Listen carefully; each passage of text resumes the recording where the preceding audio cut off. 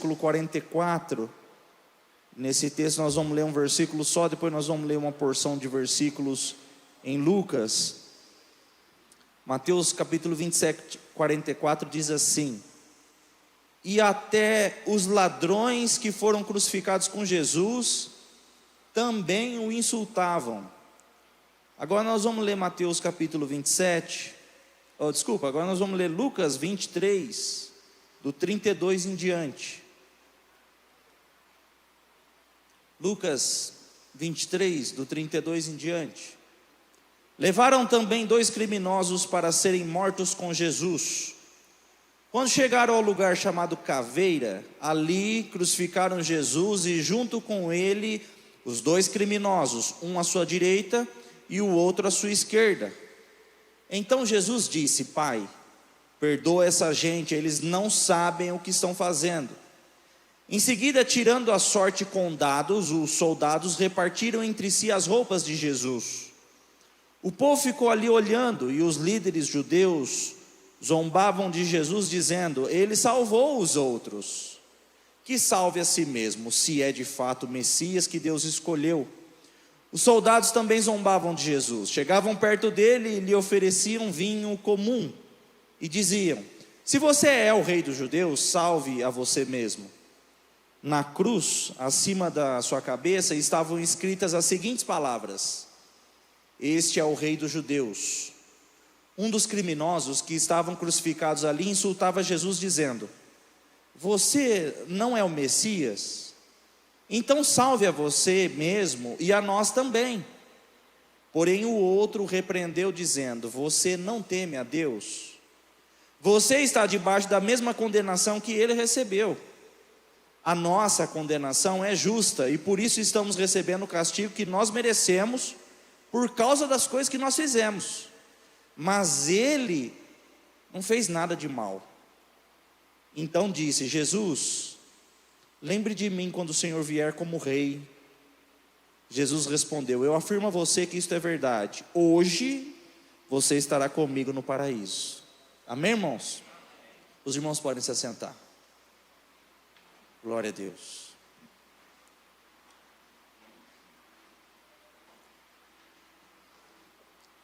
Existe um doutor chamado Kurt Richter. Na década de 50 ele fez um experimento muito chocante. Para nós, para a gente que não lida com isso, é esquisito, a gente não entende muitas vezes, né? Principalmente quem é amigo dos animais aí não gosta de ouvir essas coisas, mas o experimento que ele fez foi o seguinte: ele colocou uma porção de ratos dentro de um recipiente cheio de água. Ele queria testar quanto tempo os ratos conseguiam sobreviver nadando, por quanto tempo eles iriam continuar tentando sobreviver. Os ratos, quando deu próximo de 15 minutos, a maior parte deles desistiu e morreu afogado. 15 minutos. Em um segundo experimento, ele pegou novamente uma porção de ratos, colocou num recipiente com muita água, e aí, quando deu próximo de 15 minutos, ele retirou os ratos já estavam bem cansados, secou os ratos e deixou os ratos descansarem. Depois colocou novamente os ratos na água, para ver quanto tempo eles conseguiam ficar, sobreviver, tentar continuar vivendo. Alguém tem ideia de quanto tempo esses ratos tentaram nadar, continuaram nadando? Alguém tem ideia de quanto tempo? Quem chuta? 5 minutos? 60 horas. Os primeiros morreram e desistiram com 15 minutos.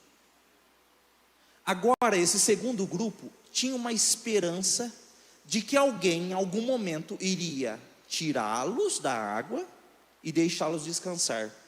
Eles tinham esperança de viver.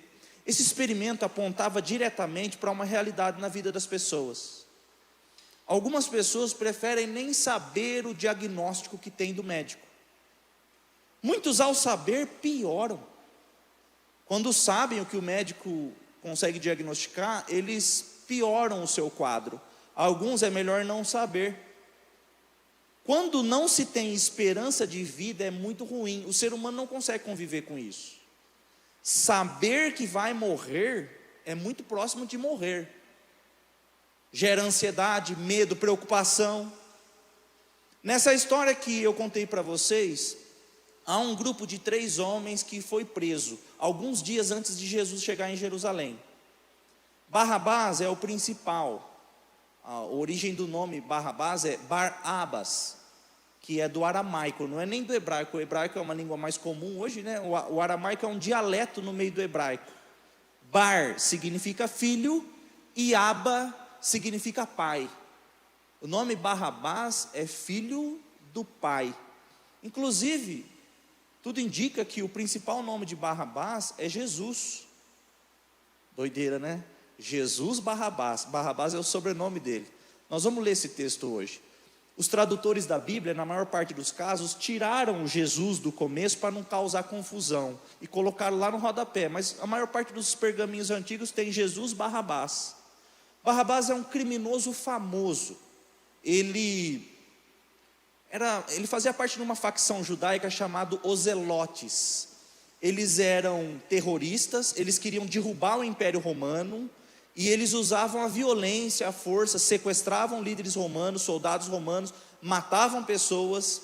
Então nós vemos diversos evangelhos citando isso. Barrabás era assassino, criminoso, ladrão. Quando ele foi preso junto com 2 amigos. O que nós chamamos de ladrões da cruz são amigos, são comparsas de Barrabás, eles estão presos juntos. No direito romano é muito semelhante ao que acontece com a gente hoje.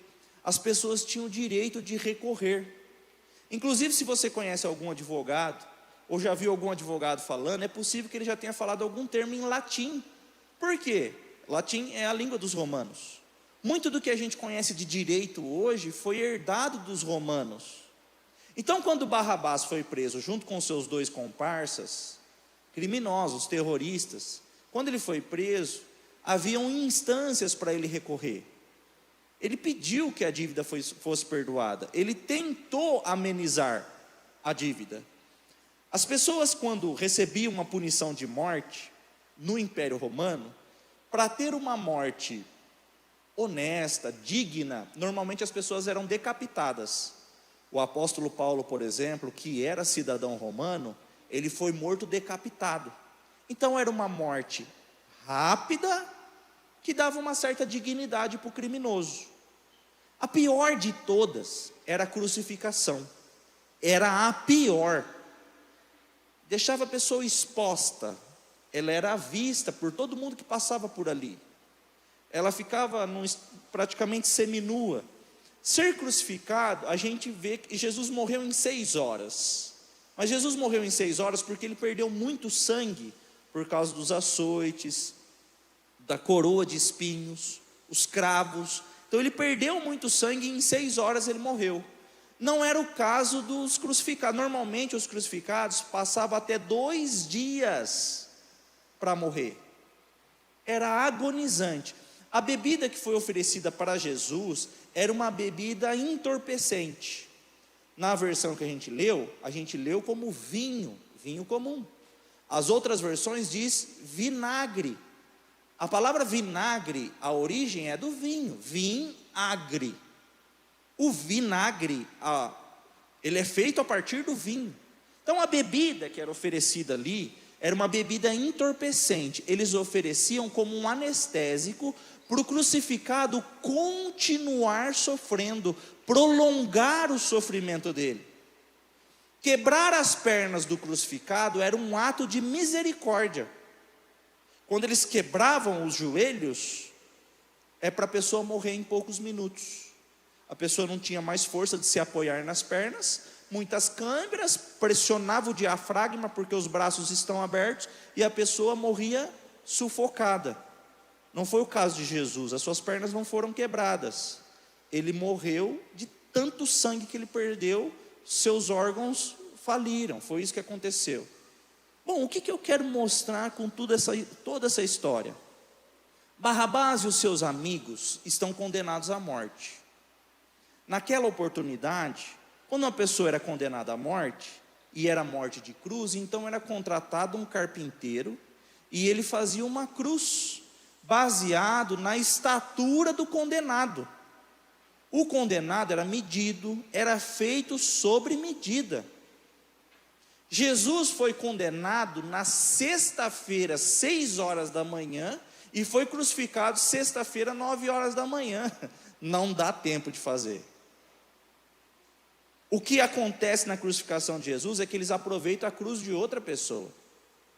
A cruz dessa outra pessoa é uma cruz grande. Como é que eu sei disso?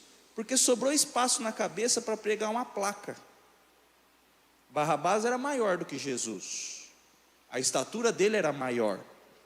As dimensões do seu corpo eram maiores. Por isso que sobrou espaço para eles pregarem uma placa. Não ficou escondida atrás da cabeça. Deu para ver a placa.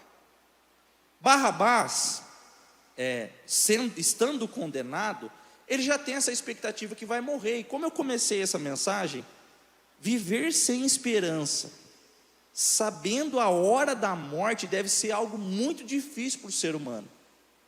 Como eu disse, esses ratinhos no experimento, quando eles estavam sem esperança de ser resgatados, eles desistiam da vida em poucos minutos.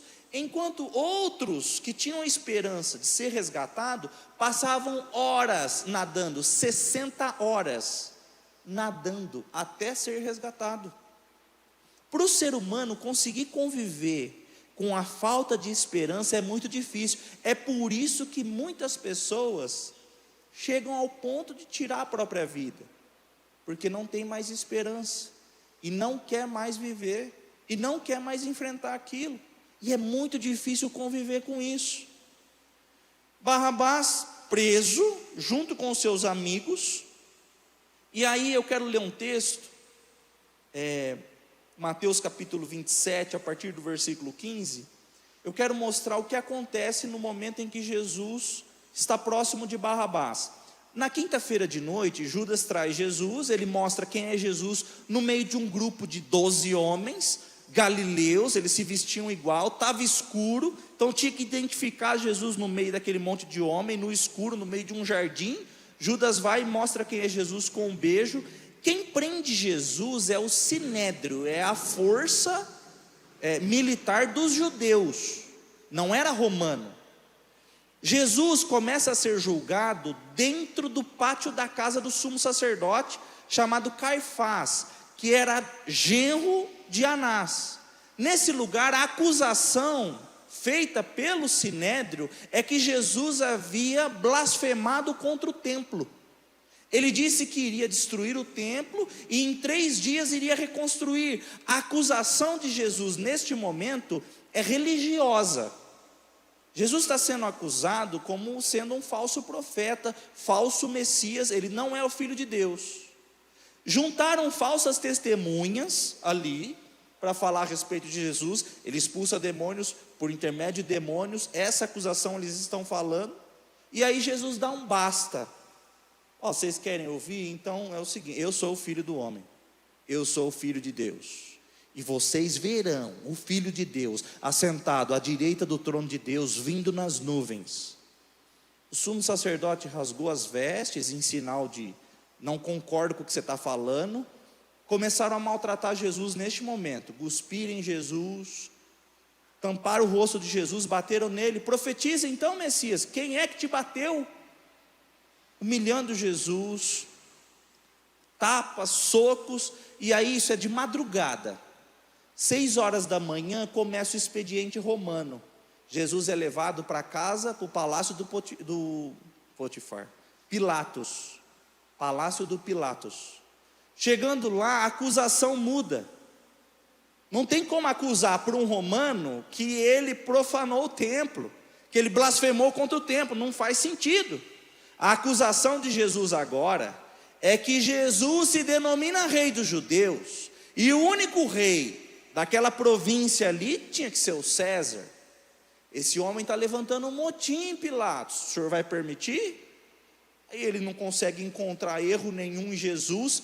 A mulher do Pilatos teve um sonho, deixou ela perturbada. Você não pode acusar esse homem aí, você não pode culpar esse homem, você não pode matar esse homem. A mulher falando na cabeça dele, o povo gritando ali, aquela confusão. Ele percebeu que Jesus é Galileu. Eu não julgo Galileu, eu sou judeu. Quem julga Galileu é o príncipe lá da Galileia. Herodes estava ali. Jesus é levado para Herodes. Chega na presença de Herodes. Herodes passou a noite inteira bebendo numa festa. Ele vai questionar Jesus, Jesus não responde. Volta para Pilatos. Olha só, isso acontece tudo em minutos. Como eu disse, o exemplo de direito das pessoas que temos hoje é muito baseado no que acontecia com os romanos. O julgamento de Jesus não foi só injusto, ele foi ilegal, ele não poderia acontecer. Foram várias instâncias no mesmo dia, isso não acontecia. Normalmente o condenado tinha o direito de recorrer, de buscar alguma ajuda, uma alternativa diferente da condenação. Isso não foi permitido a Jesus. Bom, Mateus capítulo 27, nós vamos ver de novo Pilatos pressionado. Ele não quer condenar Jesus, porque ele tem um receio da esposa dele. Ele percebe que aquilo é uma armação dos líderes judaicos. E aí ele está naquela sinuca. E agora, o que eu vou fazer? Bom, olha a decisão que ele toma. Versículo 15. Mateus capítulo 27, versículo 15. Em toda a festa da Páscoa, Pilatos costumava soltar um dos presos, a pedido do povo. Naquela ocasião, estava preso um homem muito conhecido, chamado Jesus Barrabás. Então, quando a multidão se reuniu, Pilatos perguntou: quem é que vocês querem que eu solte? Jesus Barrabás? Ou este Jesus que é chamado de Messias? Pilatos sabia muito bem que os líderes judeus haviam entregado Jesus porque tinham inveja dele. Pilatos é inteligente, sabia que está esquematizado aqui, é armado isso. Então Pilatos estava sentado no tribunal. A sua esposa lhe mandou o seguinte recado: não tenha nada a ver com esse homem inocente, porque essa noite, num sonho, eu sofri muito por causa dele. Eu fico imaginando a cabeça do Pilatos, a mulher dele falando, meu Deus. Os chefes dos sacerdotes, os líderes judeus, convenceram a multidão a pedir ao governador Pilatos que soltasse Barrabás e condenasse Jesus à morte. Então o governador perguntou: qual dos dois vocês querem que eu solte? Barrabás, responderam eles. Pilatos perguntou: o que farei então com Jesus, que é chamado de Messias? Crucifica, responderam todos. Ele perguntou: que crime ele cometeu? Aí começaram a gritar bem alto: crucifica. Então Pilatos viu que ele não conseguia nada e que o povo estava começando a se revoltar. Aí mandou trazer água, lavou as mãos diante da multidão e disse: eu não sou responsável pela morte desse homem, isso é com vocês. E toda a multidão respondeu: que o castigo por essa morte caia sobre nós e sobre os nossos filhos. Então Pilatos soltou Barrabás, como eles haviam pedido. Depois mandou chicotear a Jesus e o entregou para ser crucificado. Barrabás é um condenado à morte, junto com seus comparsas. Como surge Jesus inesperadamente para Pilatos? Pilatos não sabia que isso ia acontecer. Surge Jesus, ele tem medo de condenar Jesus por causa do recado da sua esposa e porque ele percebe que é uma armação, é uma artimanha.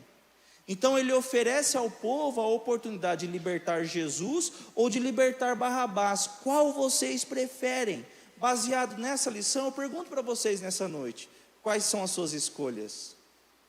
O que é que você escolhe? O que é que você prefere?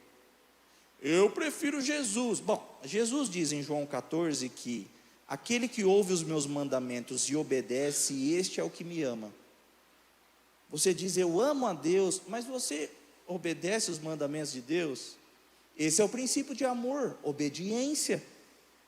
As pessoas preferiram libertar Barrabás. Então veja, aquela cruz está programada, está feita para Barrabás, não para Jesus. Barrabás simboliza nessa história eu e você. Nós estávamos condenados à morte. Nós, por causa dos nossos pecados. O que é interessante é que, de manhã, próximo das 7 horas, Jesus já foi açoitado, colocaram uma coroa de espinhos em sua cabeça, retiraram suas roupas, colocaram um tecido vermelho sobre ele. Eles diziam: essa é uma cor apropriada para a realeza. A realeza romana usava vermelho. Tiraram de novo esse tecido vermelho, e aí entregaram uma cruz que é pesada para Jesus.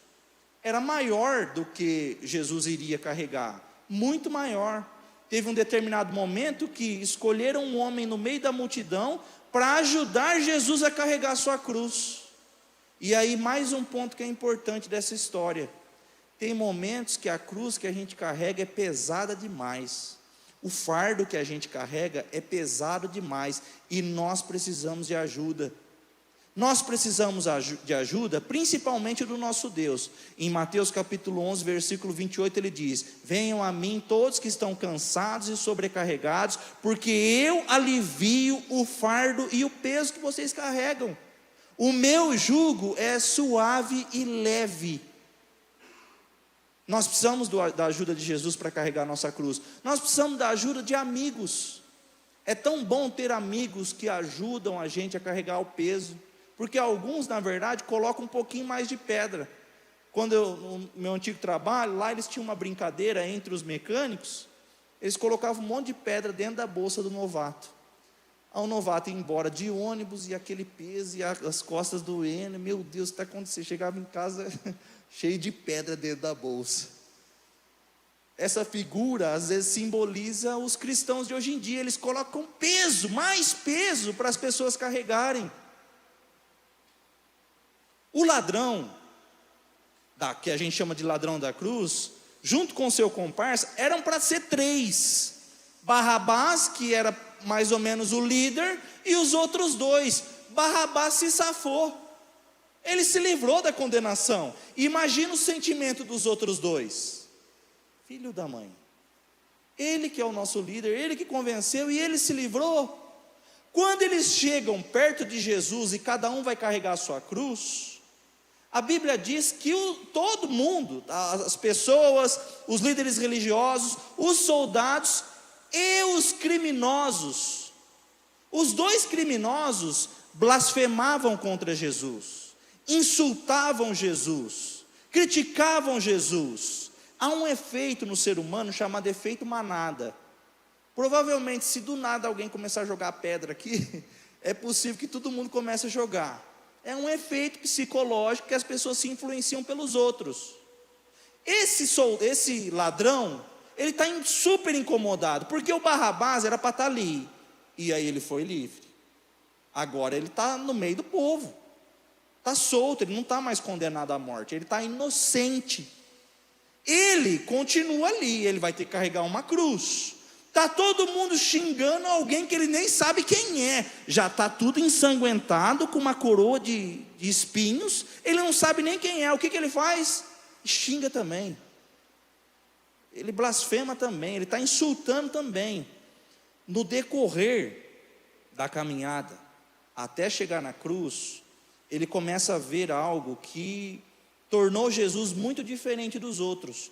No mundo do crime, primeira coisa que não acontece: no mundo do crime não existe perdão. Se algum companheiro errar, trair, morre. Não tem perdão. Aí ele está caminhando perto de Jesus e ele escuta Jesus: Pai, perdoa-lhes, porque eles não sabem o que eles estão fazendo. Jesus pede perdão para alguém que não está arrependido e não está pedindo perdão. As pessoas que estão ali, elas não estão arrependidas, elas não estão pedindo perdão. E Jesus está pedindo, intercedendo por eles. Segunda coisa, quando ele está crucificado, Jesus chama João e chama Maria. Aí ele diz: mulher, eis aí o teu filho. João, cuida da minha mãe para mim. Cuida dela. José já tinha morrido. Jesus está crucificado sem ar. O crucificado ficava agonizando. Você imagina cravo na região com muita terminação nervosa. Aqui tem muita dor, muito sangue escorrendo, e os nervos passam por aqui. Não era crucificado aqui como nos filmes, desenhos, era aqui, né, entre os dois ossos, aqui que era crucificado. E aí, aqui tem muita terminação nervosa, tem um cravo enfiado. E Jesus está falando para um jovem cuidar da mãe dele. Cuida dela para mim. Você cuida dela? O ladrão da cruz está vendo isso. Ele viu Jesus pedindo para as pessoas serem perdoadas. Ele viu Jesus intercedendo por Maria para que João cuidasse dela. Na cabeça de Jesus tem uma placa: este aqui é o rei dos judeus. Os fariseus ficaram furiosos com essa placa aí. Chegaram para o Pilatos e falou: escreva que ele diz que é o rei. Não, ele falou: o que está feito, está feito. Este é o rei dos judeus. No coração daquele condenado, alguma coisa começa a acontecer. Começa a constranger ele. Ele começa blasfemando. Amanhã ele começa insultando Jesus, maldizendo, xingando Jesus. Mas ele começa a perceber um procedimento muito diferente, atípico. Jesus não combina com criminoso. Eu conheço criminoso, eu convivo com criminoso, eu sei como é o modus operandi, como é que um criminoso age, eu sei como o criminoso faz. Esse homem não parece ser criminoso não. Tem uma placa, ele nem conhece Jesus, tem uma placa na cabeça dele escrito Rei dos Judeus. Quarta e última coisa que ele percebe: silêncio de Jesus. Jesus fica em silêncio diante dos insultos. Jesus fica em silêncio diante dos açoites, dos socos, dos pontapés. Jesus fica em silêncio, calado. Oferecem vinagre, ele pede água, ele pede. Todo condenado à morte normalmente tem o direito a um último pedido. O condenado pode pedir o que quiser, o que ele quer comer, o que ele quer beber. E aí Jesus pediu água e deram um vinagre para ele. Ele rejeitou, porque como eu disse, era uma bebida entorpecente, para diminuir a dor, para deixar mais tardio a sua morte. O ladrão vê tudo isso acontecendo. E aí, o amor de Jesus está invadindo o coração dele. O ponto-chave dessa pregação para vocês, para todos nós nessa noite, é pregar sem usar palavras. Talvez você sente em seu coração o desejo de levar o amor de Jesus a outras pessoas. E aí você vê pessoas que são referências, que sabem falar, que sabem expor um texto, que sabem explicar uma história. Aí você diz: eu não sei fazer assim. Não sei falar publicamente, só de imaginar começa a me dar um negócio, eu não consigo fazer. Jesus não falou nenhuma palavra com aquele condenado. Sabe quantos milagres Jesus fez nessa manhã? Nenhum. Ele não curou cego nenhum. Ele não curou leproso nenhum. Ele não viu. Esse condenado não viu nenhum milagre. Ele viu um condenado à morte, inocente, se portar como um rei, como um Deus. O pedido dele, preste atenção, o pedido dele tem muita fé, tem algo lindo, mas ele não sabe muito bem o que ele está falando, porque ele diz assim: quando o Senhor vier no seu reino, lembre-se de mim. Ele não sabe que ele está pedindo para ser salvo, ele não sabe ainda. Quando o Senhor vier no seu reino, porque o Senhor deve ser rei mesmo. Esse comportamento, esse jeito do Senhor agir.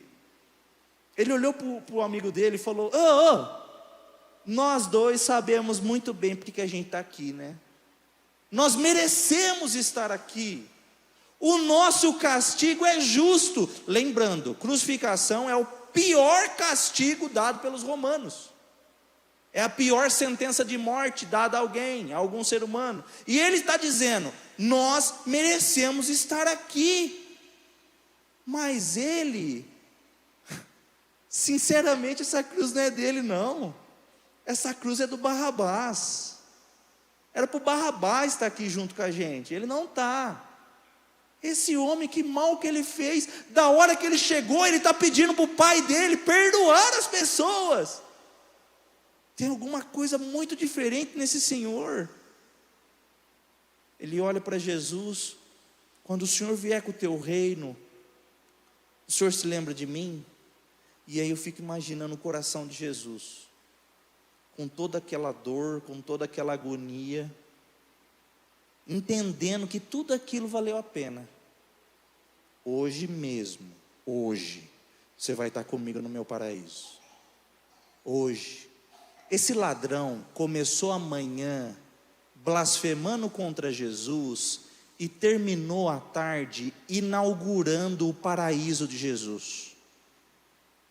Quando eu olho para essa história, meu Deus, como a tua graça é abundante, como o Senhor tem a intenção de salvar pessoas que eu até acho que não deveriam ser salvas. Jesus não inaugurou o paraíso dele com um profeta, não inaugurou o paraíso dele com um pastor, com um missionário, com um apóstolo, ele inaugurou com um ladrão arrependido. No fim daquele dia, aquele ladrão, e aí é uma pena que a gente não sabe o nome dele, porque eu fico pensando, quando a gente chegar no céu, nós vamos procurar quem lá? Não é verdade? Tinha um cara que a gente chama de ladrão da cruz. Quem que é? Qual que é o nome dele? Tem como alguém falar o nome dele? Porque não falaram o nome dele. Falaram do Barrabás e não falaram dele. Eu fico imaginando o que é que move o coração das pessoas dessa forma, para as pessoas se converterem dos seus maus caminhos e se arrependerem dos seus pecados.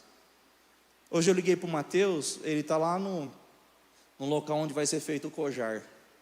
Há 20 anos atrás ele estava ali, tinha 14 anos, 20 anos. Eu digo para todo mundo, o dia que eu aceitei Jesus, foi ali. Eu estava falando com ele pelo telefone, e aí ele estava em chamada de vídeo, né? E aí apareceu o fundo assim, do local de culto, aí já veio aquela lembrança, aí eu falei assim para ele: Mateus, eu aceitei Jesus aí, cara. Aí ele, como assim? Aí já encheu meu olho de lágrimas, eu fiquei lembrando. Na década de 90, fim da década de 90, início dos anos 2000, houve uma explosão de pessoas se convertendo, artistas se convertendo. Aí os testemunhos dessas pessoas eram muito chocantes, ficavam muito em evidência. Não, porque eu fiz isso, porque eu era aquilo, porque eu matei não sei quem, porque eu fazia isso. E eu sou filho de crente. Aí no meu coração ficava assim: Jesus, será que eu vou ter que sair, aprontar, virar de ponta cabeça, para depois voltar para conseguir pregar, para conseguir contar um testemunho? Chegou um menino perto de mim, ele tinha, sei lá, uns 12 anos, eu não sei quantos anos ele tinha, novinho, menor do que eu, orando em línguas, me abraçou assim, eu falei: hoje eu nem te conheço. Me abraçou, uma unção, estava cantando o hino da Aline Barros. Como a flor machucada no jardim, meu Deus, morreu por mim, pensou em mim, me amou. Meu coração parecia que ia sair pela boca. Falei: Jesus, eu não quero nunca na minha vida viver distante do Senhor. Eu quero viver minha vida inteira próximo de Ti. Quando a gente vê as histórias dos homens do passado, Saulo era um perseguidor do Evangelho, perseguidor da igreja. Ele se encontra com Jesus no caminho do Damasco, ele muda completamente a sua vida, ele fica cego 3 dias. Ele escreve: hoje eu não vivo mais, é Cristo que vive em mim. Agora eu estou morto, eu não vivo mais.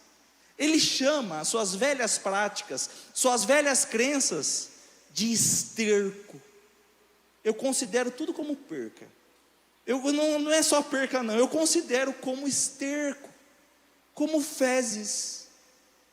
Quando Jesus entra no coração das pessoas, Ele não muda só o procedimento. Ele não tem a intenção só de mudar a playlist de música, o guarda-roupa, a relação de amigos. Ele muda tudo. Muda tudo. Quando Ele entra, Ele esmaga. Nosso coração é completamente transformado.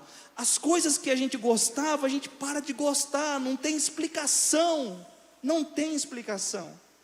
Aquele ladrão é constrangido pelo amor de Jesus. É um constrangimento. Quando eu leio essa história, eu fico completamente constrangido. Jesus morre às 3 da tarde, que é o horário exato do sacrifício da tarde. Um cordeiro era morto às 3 da tarde da sexta-feira, da véspera do Shabat, da Páscoa. Um cordeiro era morto. E o cordeiro foi morto. No sábado de madrugada, Maria vai junto com outras mulheres. Ela encontra a pedra do túmulo retirada. Uma confusão na mente deles. Eles não estão entendendo que Jesus vai ressuscitar. Jesus contava um monte de história por parábola. Eles não estão entendendo. Aí elas chegam. Cadê o corpo do mestre? Cadê? Os discípulos chegam, 2 discípulos, João e Pedro. João corria mais do que Pedro, porque João era mais novo. João chega, entra, Pedro para na porta. Cadê o corpo dele? Levaram. Foram embora correndo de novo, com medo, porque vão pegar a gente, vão matar a gente também. Maria encontra 2 pessoas, ela não entende muito bem quem são. Aí ela pergunta: cadê o corpo do mestre? Onde está o corpo do mestre? Eu vou lá buscar, eu quero fazer os preparativos fúnebres, eu quero perfumar o corpo dele. É um anjo. O anjo responde para ela: por que você procura entre os mortos aquele que está vivo? Tinha alguém mexendo em umas plantas, ela acha que é o jardineiro, e ela pergunta, o jardineiro não responde, até que ele olha e fala: Maria, Maria, nome dela. Como que a 200 quilômetros da casa dela, alguém conhecia o nome dela? Ela falou: Rabone. A terminação I do hebraico é meu. Raboni. Rabon é mestre. Ela fala: meu mestre. Meu mestre. Eu sei que Jesus é mestre. Eu quero saber nessa noite se ele é o seu mestre. Quando ela vê Jesus, ela chama de meu mestre. Eu sei que o nosso Deus é Pai. A pergunta que eu faço para você, para a gente encerrar, é a seguinte: ele é o seu Pai? Porque saber que ele é Pai, eu sei que ele é Pai. Agora ele é o seu Pai. Jesus ressuscitou no 3º dia. Essa mensagem de ladrões arrependidos continua sendo propagada. No nosso meio aqui existe um monte de ex-mentiroso, ex-ladrão, ex-adúltero, ex-tudo. Nós vamos orar nesse momento. A equipe de louvor vai cantar uma canção. Fui eu que pedi para cantar, era eu. O condenado era eu. Barrabás ali na história somos nós. Nós merecíamos a cruz. E nós vamos fazer uma oração ao Senhor. E aqueles que precisam se arrepender dos seus pecados devem se arrepender nessa noite. E se você precisa de algo de Jesus, deixa eu dizer uma coisa: ele entregou sua própria vida até a última gota de sangue. E nós vamos clamar a Jesus neste momento. Por favor, se coloque em pé. A maior virada de todos os tempos. Não existe alguém que chegou no céu cheirando tanto inferno igual esse Senhor. Chegou no céu cheirando churrasquinho de inferno. Já estava tudo preparado para ele chegar. É um criminoso, é um ladrão, não tem salvação para ele. Ele está morrendo, está agonizando. De repente o destino é mudado, é alterado. O Senhor quer mudar a história de muitas pessoas aqui nessa noite. Ele quer alterar, ele é poderoso para fazer isso, ele é capaz disso. Feche os seus olhos, vamos cantar essa canção com os olhos fechados. A maioria de vocês conhecem. Vamos cantar Era Eu, e aí na sequência nós vamos fazer uma oração a Jesus.